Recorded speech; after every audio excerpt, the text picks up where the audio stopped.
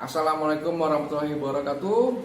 Fans bola mania, MU versus Newcastle 0-0 di Old Trafford hari Minggu jam 20 malam 0-0. Agak disayangin, tapi oke.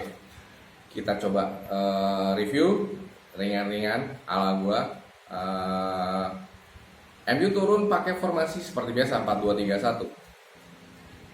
De Gea, posisi kiper. Di fullback kanan ada Diogo Dalot, Rafael Varane, Lisandro Martinez, dan ternyata yang dipasang Luke Shaw, bukan Tara Malaysia guys.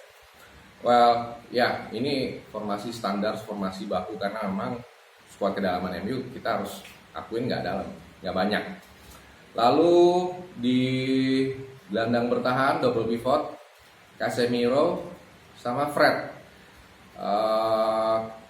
Karena Scott McTominay kan kena akumulasi kartu, sementara Eriksen kabarnya sakit, kurang fit. Jadi Casemiro sama Fred yang ditaruh. Lalu di trio lini tengah, kanan Anthony, tengah Bruno Fernandes, kiri Jadon Sancho, dan goal-getternya Cristiano Ronaldo. Sementara Newcastle pakai formasi 4-3-3 guys.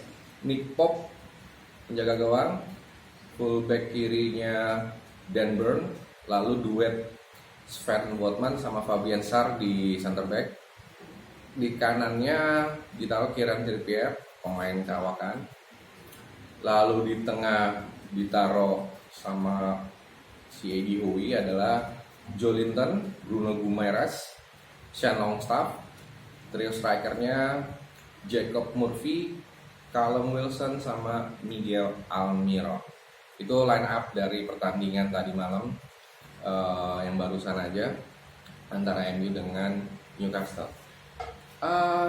Ada beberapa catatan yang gue ceritanya gue buat sendiri gitu ya. Secara umum MU menguasain jalannya pertandingan, statistik bilang 62%. Tapi sayangnya nggak efektif, nggak jalan sebagaimana mestinya. Casemiro, Fred cukup baik, cukup padu untuk ngehalau serangan-serangan yang dibangun, yang di setup sama Newcastle. Yang mau gue sorotin ini adalah trio lini serang atau lini tengah sampai ke lini serang dari United. Anthony semalam nggak ada pergerakan yang mematikan seperti waktu lawan Everton atau bahkan waktu debut lawan Arsenal. Bruno Fernandes cukup kreatif, tapi nggak ada bisa bikin peluang matang di babak pertama. Lalu Jadon Sancho juga masih agak-agak statis, masih belum bisa sesuai yang gua harapin atau Ten Hag harapin, atau kita semua sebagai fans MU harapin. Penetrasinya, tusukannya untuk ngasih supply bola atau umpan matang ke goal getter. Dalam hal ini yang kemarin yang tadi malam dipasang adalah Cristiano Ronaldo. Justru gua ngelihat Luke Shaw yang keren banget, efektif banget, bantu bikin tusukan atau overlapping untuk dikirim ke lini serangnya MU. Ada beberapa catatan yang gua tadi bilang, gua udah bikin. Di menit 37 Anthony hampir aja atau harusnya udah bisa bikin gol. Sayang diblok sama Nick Pope. Ini asis dari Jadon Sancho, skema serangan balik. Lalu masih banyak juga kayak misalnya Ronaldo ini di menit 49 ada bikin lawak, gue nggak tahu ya. Ini kan awalnya kan dari kejadian offside, lalu ya free kick dong. Terus entah dia ngelihatnya ada pemain Newcastle yang dianggap mungkin dia pikir udah nyentuh bola, udah ngoper ke Nick Pope, lalu dicolong sama dia gitu, diambil, dia ceplosin, gol memang. Tapi sayangnya wasit waktu itu masih ngangkat tangannya dia, berarti nganggep bahwa itu belum open play. Sayangnya dia, si Ronaldo ini protes, mungkin berlebihan, dianggapnya overacting sama pemain-pemain MU juga lain itu protes, yang justru malah kartu kuning. Lini tengahnya MU, kalau gua kasih catatan itu, meskipun nguasain, banyak megang bola, tapi kayak nggak tahu mesti oper kemana, dan yang mau dioper juga kurang pinter menempatkan diri sehingga bisa agak-agak lowong, agak-agak jauh dari pemain Newcastle. Newcastle main kemarin numpuk di lini tengah 7-8 orang. Mungkin dia belajar juga dari Omonia sebelumnya, bagaimana pemain-pemain MU kesulitan banget kalau ditumpuk atau dipres habis. Sebenarnya nggak terlalu agresif atau nggak terlalu straight juga, cuman ini memang poinnya adalah di pemain MU ini kurang efektif, kurang cerdas, kurang pinter. Di babak pertama boleh dibilang MU nggak gitu banyak dapat peluang, cuman ada beberapa kayak dari Bruno di menit 40, terus ada Ronaldo juga berawal dari pelanggarannya Dan Burn. Di menit 44 Anthony coba crossing, ngasih umpan ke Ronaldo, tapi umpannya masih kelewat jauh guys, nggak bisa dijangkau sama Ronaldo sama sekali. Di menit 46 De Gea ngelawak. Ini Maguire udah nggak ada, lagi nggak dimainin, tapi sekarang hampir De Gea ngelawak. Dia memang ngikutin perintahnya si botak Ten Hag buat set up serangan, kiper juga harus terlibat kan. Cuman yang terjadi adalah kayak waktu MU dihajar 4-0 lawan Brentford, dia oper ke pemain yang nggak free dari pressing lawan, hampir gol.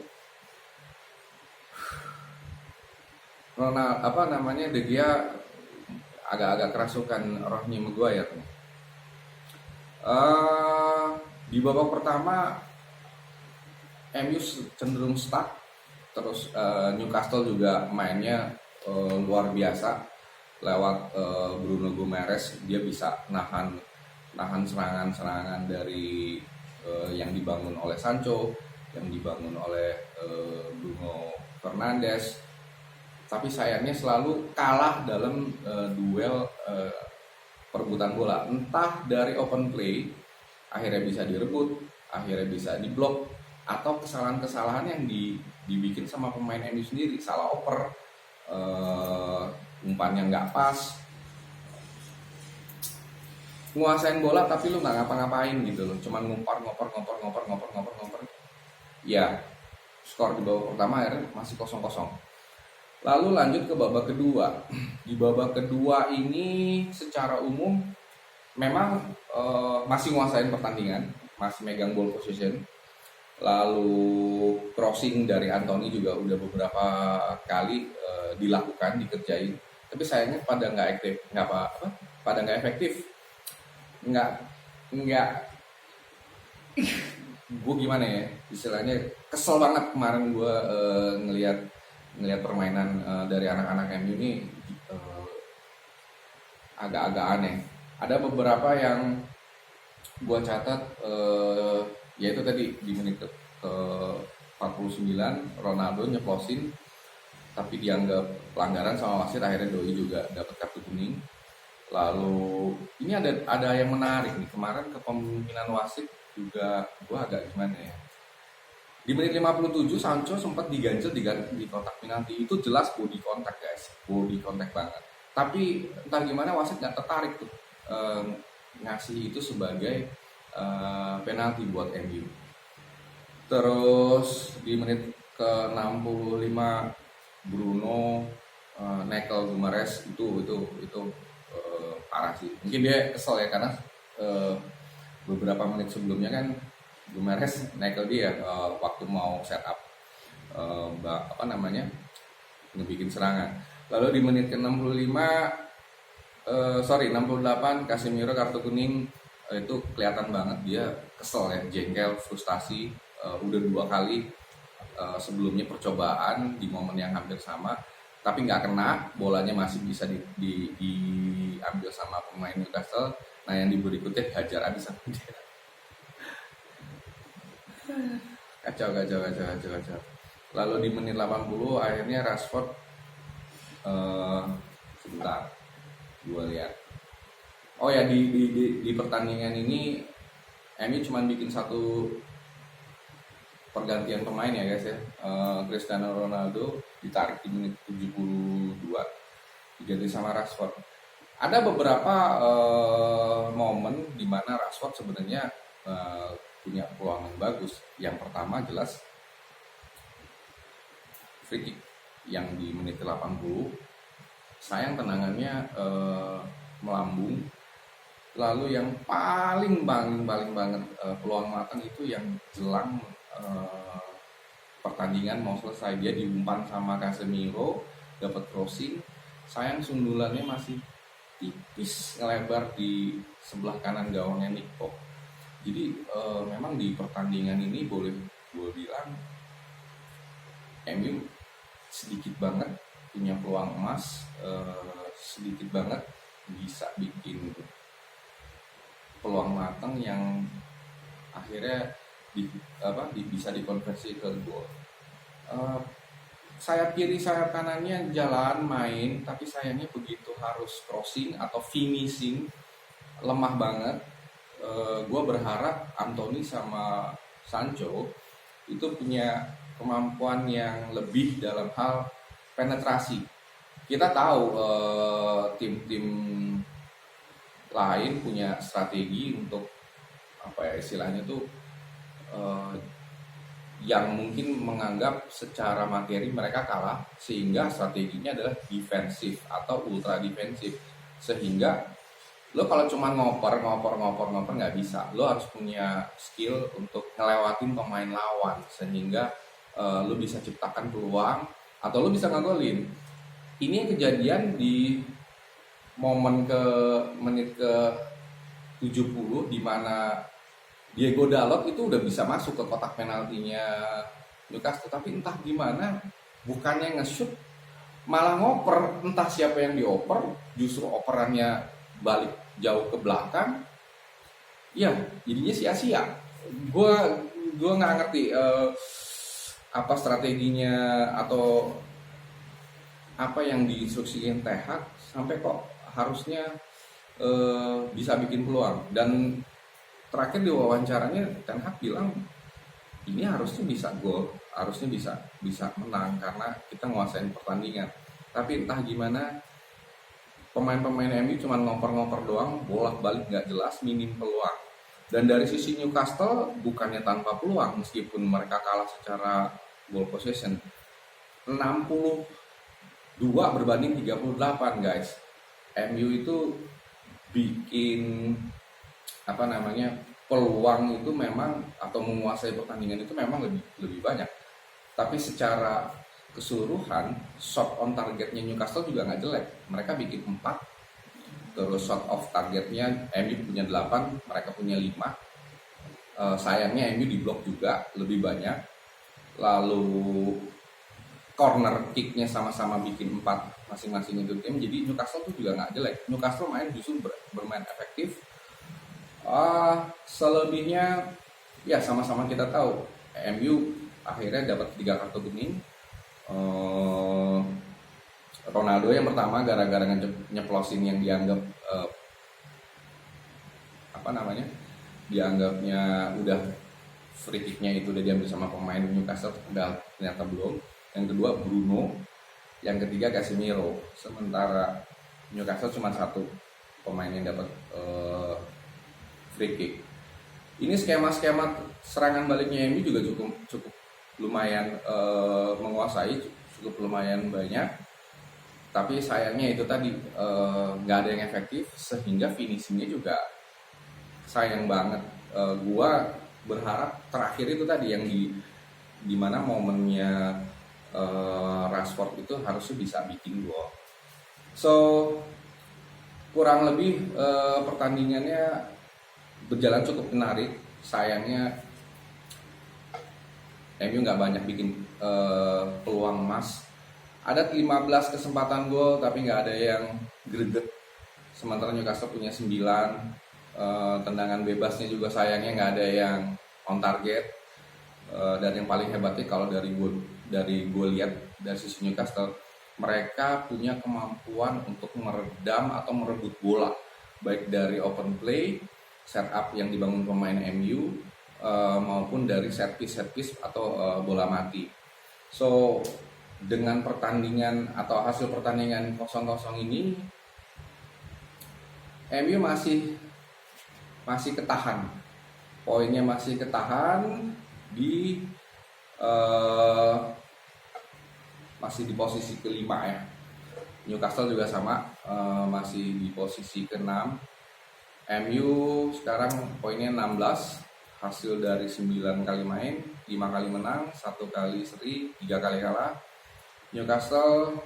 Sementara Newcastle udah 10 kali main, dia 3 kali menang, seri 6 kali, kalah sekali, poinnya 15. Menurut gua ini kesempatan yang sangat sayang banget buat MU main di kandang, padahal dan Newcastle diuntungkan dengan 1 poin. So nextnya MU akan ketemu sama Tottenham dan Chelsea. Menurut gua ini masalah yang tadi, penetrasi, kreativitas, dan finishing ini PR banget sih buat kita, terutama buat Erik ten Hag untuk menghadapi pertandingan selanjutnya, karena kita tahu Tottenham juga bukan tim ecek-ecek. Dia sekarang ranking 3 di posisi klasemen, di bawah Arsenal, di bawah Manchester City. Pertandingannya berat, pertandingan yang gue gemes banget semalam, gue gregetan banget karena cuma ngoper-ngoper bolang boleh dibilang. Kira-kira sedemikian yang gue bisa sampaikan guys. Mohon maaf kalau ada salah-salah kata. Terima kasih banyak udah nonton sampai akhir. Jangan lupa like, comment, subscribe. Sampai ketemu di video-video selanjutnya. Wassalamualaikum warahmatullahi wabarakatuh. Thank you guys.